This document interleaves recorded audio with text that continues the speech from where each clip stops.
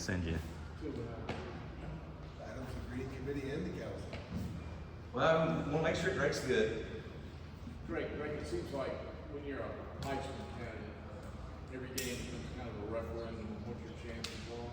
Not just you, but any other candidate. Say it again?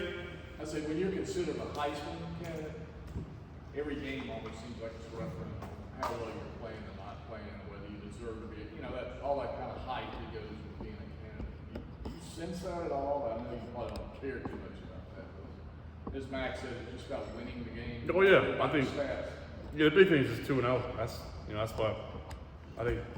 Kind of all that stuff kind of comes, and there's games where I'm gonna need to throw for 400 yards, and there's games where we're running it for 250. So there's different types of games, different types of ways. It depends on teams are kind of try to hold the ball from me, run out the clock. I've stayed that a little bit. Minnesota's gonna try to do that, keep me in the offense off the field. So I'm just trying to execute the plays that are called, and I think we got a good game plan. I think we got a good job of spreading it around to a lot of different guys and making plays, and that's the good thing about having a balanced offense. When we need it, like in that 2-minute drill, we're gonna make plays, and it's nothing that I'm not ready for. Just go out there and execute the plays and try and win the ball game. Can I say this Minnesota defense is probably the best that you guys have seen so far this season? What challenges will you present on Saturday? Yeah, they're well coached. They'll be in the right spot. They'll hit you hard. They'll punch you in the mouth. They're one of the best third down defenses in the country. They'll mix it up. They'll zone us. They'll go up and man us. So they do a nice job. They're big up front, and it's Big Ten football. So I know they're gonna come hard nosed and like I said, well coached. So we'll be up for the challenge. It's one of those things again where they're gonna try to hold us 3 yards on first down and try to get third or short and try to make us pump football. So we got to do a good job on short yardage stuff and hit and put big plays when we need them. Drake, how has Nate McCollum looked in practice so far this week? Mac was saying that he's good to go. They didn't bring him out a ton against App State as he's working back from an injury, but how has he looked so far this week?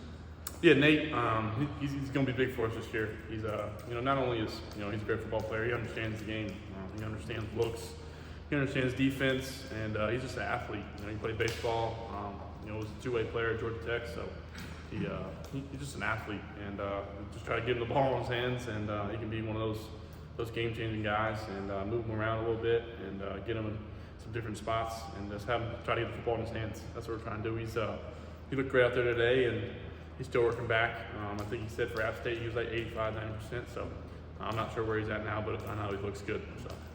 And how much of the adjustment was it those first couple games?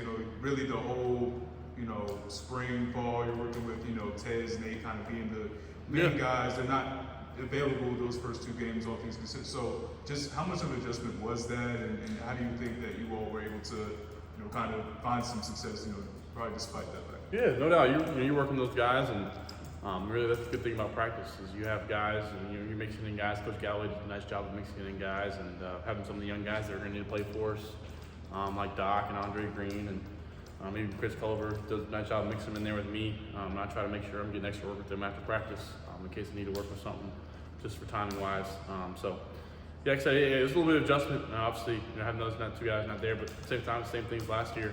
When Josh and AG weren't there, I got to have guys step up, and I feel like it even makes it hard on the defense because we're not, honing in on one guy trying to get him touches all the time. We're just, like I said, playing ball and trying to execute the play. Max said yesterday that Nate's a full go this week. So what is adding into that room give you that maybe the room didn't have the first 2 games? That's a good question. I think Nate's got that same kind of twitch that Josh has a little bit. Obviously, Josh is one of the twitchiest players that I've seen and in college football last year. So Nate's got that same type of twitch. He's tough to tackle, tough to bring down, and just route running wise in the slot. And he even can be dynamic and go outside. So he brings that kind of what's the word for just universal. He can do everything. I don't know what some type of tool or phrase is used, but Swiss Army knife. Yeah, he can do it all. So When we first learned about Tez, one of the constants about him was he's a guy that can take the top off the defense. yeah. Who are some of the guys that can take the top off the defense now that you need maybe to go a little bit more vertical than you guys have done? Yeah, I think I need a better job of hitting Gavin. Gavin, he's got track speed. he blew by some guys against App State. It's got to look his way. I think one of them was a PI call, and other than that, JJ slept on for his speed for how big he is. You know, he's a big kid, about 6'3", above 200 pounds. I feel like a lot of guys. I think they do a nice job of kind of on the option route stuff, winning deep if they can, and then other than that, just sitting down and trying to sit down in the zone. So, I think me personally, I think a lot of them take the top off defense. It just matters, who's got the route that time and how they want to approach it. Well, Marion scored 3 times the other night. You had a pretty good look at 3 of them. Yeah. Was the shortest one the one where you ran over about half the defense? Maybe pushed the ball through? Yeah, he's tough to tackle. It's a joy to hand the ball off to him and British. Even Caleb, they're all 3 tough to bring down. Tackling anybody for 4 quarters like that. The one thing I told him, start going low on him. So I just think he needs to find a way to stop getting trying to chop tackle. They're gonna try to kind of put their shoulder into his lower thigh. They're gonna try to do that and kind of take his legs out. So I told him try to find a hurdle or find a kind of a different type of adjustment, because they're gonna. Nobody wants to tackle him hitting shoulder pad to shoulder pad. He's gonna run you over every time. So it's fun to watch, and he's gonna get in there and short yard stuff. Get short 3rd and 3s and 4th and 2s.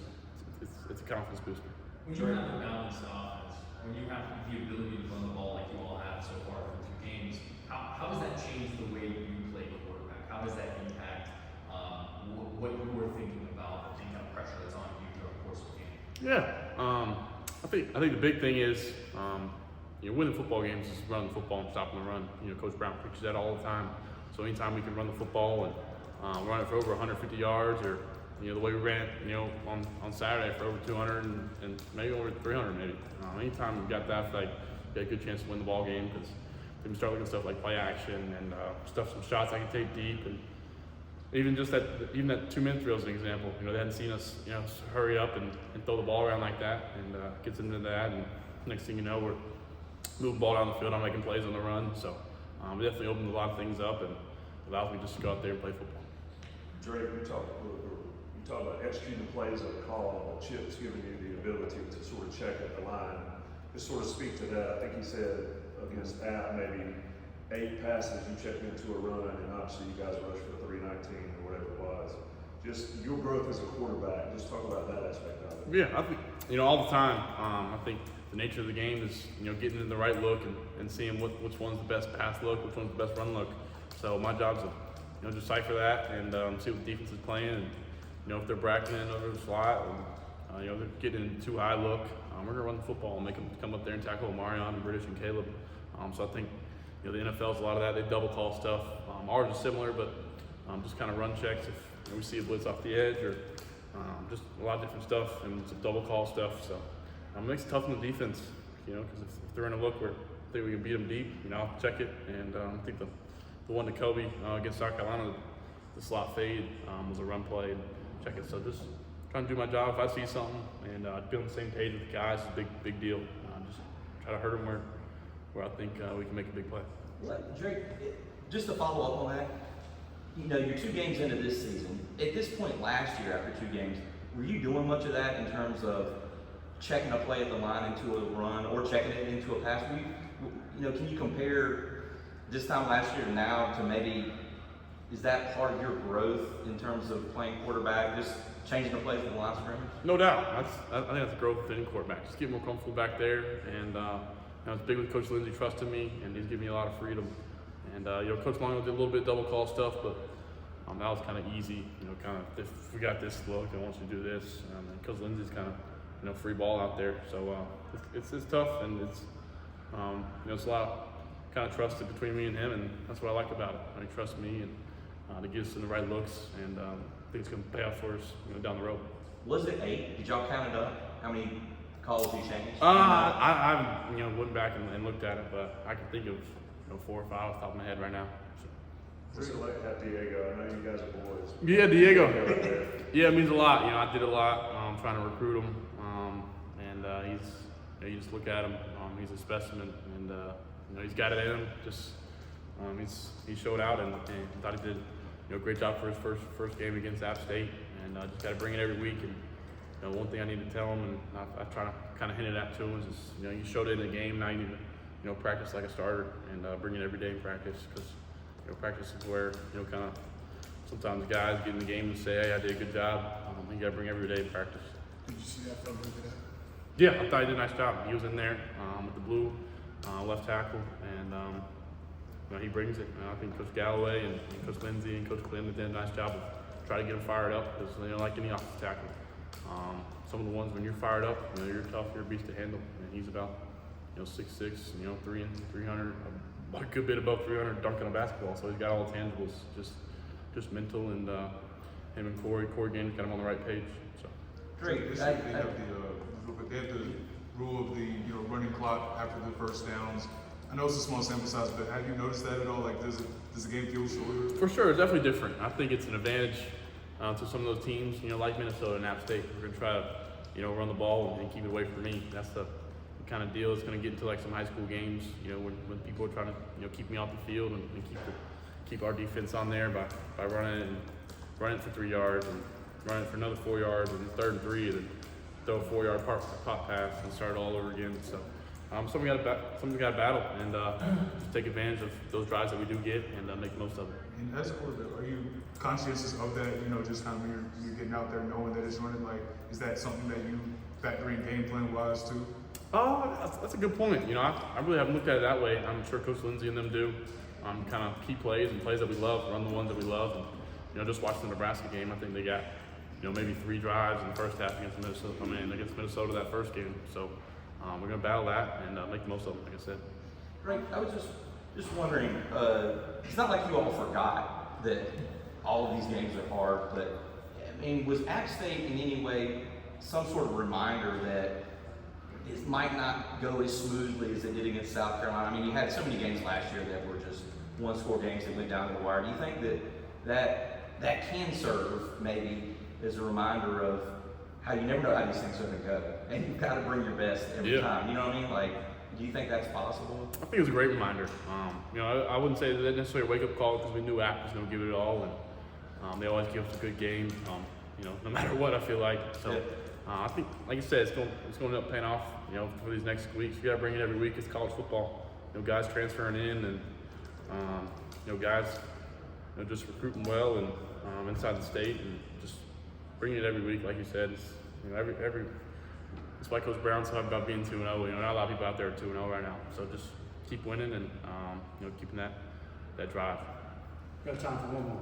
Okay. After playing App State, what is the offense as a whole learned from that close to the game, and what are you guys taking from that experience playing against Minnesota? Yeah, I think from App State, I think some things that we learned is just how different dynamics throughout the game, how much of different parts of the offense that we need. At one point, we're feeding Amarion, play after play, he's running for 250, and the next time we're hitting a shot to JJ for 75 yards, and then the next drive running a 2-minute drill to try and win it. Just so many different aspects of the offense that you work on throughout the week. Short yardage, 2 times we got stopped. How important, working those stuff throughout the week in practice and against our defense, and just trying to, how those things, turn out and meaningful in the game.